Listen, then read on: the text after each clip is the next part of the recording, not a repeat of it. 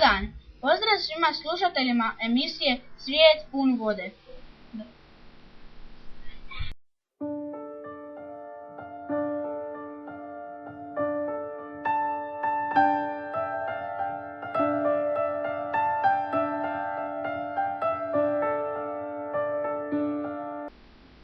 Da bismo otkrili nešto o vodi, pitali smo poznatog znanstvenika o vodi.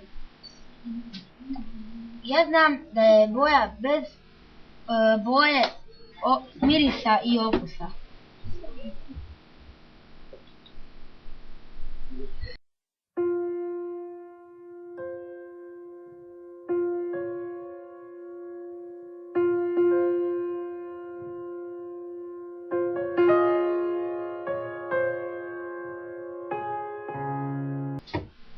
Onda smo pitali neke ribare.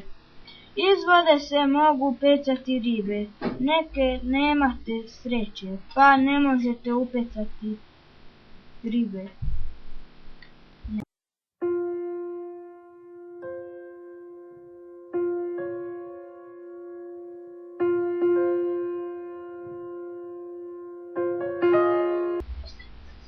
A i mislili smo što kažu ljudi.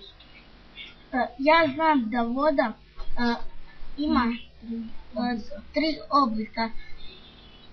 Koja su to 3 oblika? To su tekućina, vodena para, led.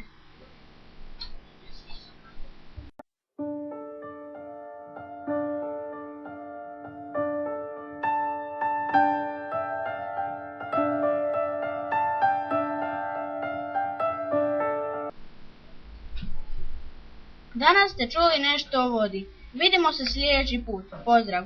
U emisiji su sudjelovali Bruno Galić, Krešimir Katanić, Antonija Bošković i Robert Vrdoljak.